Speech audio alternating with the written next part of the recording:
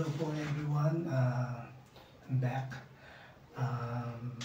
Isishare ko po ngayon sa inyo yung rhythm ng Bossa Nova sa bongo. Usually kasi yung rhythm ng Bossa sa bongo is not ko-contratempo sa rhythm ng kahon or drum set. So, ito po yung labas niya. Simple lang naman ito.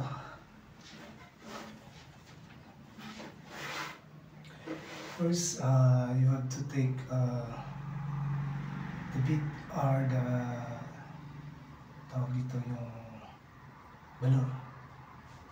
Palagi na sa 4/4 lang naman yun. Goes like this.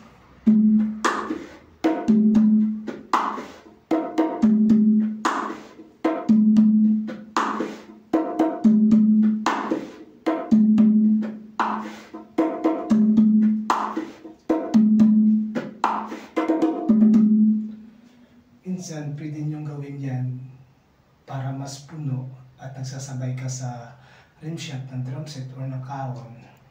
Pwede mo gawin ganito.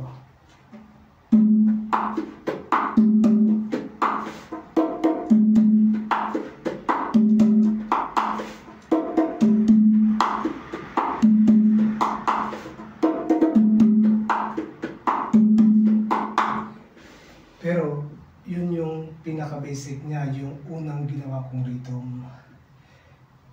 Depende na yan sa'yo kung paano mo madagdagan or mabulak-bulakan yung tawag nila dun. Kasi usually, yung rhythm ng natin, ng kahon or ng drum set sa bossa is ganito.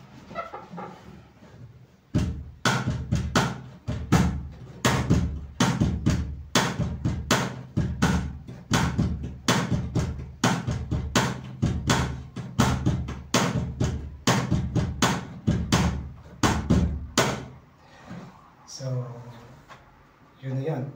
Pati yung rhythm ng kahon na ituro ko na rin sa inyo. Then, kayo na bahala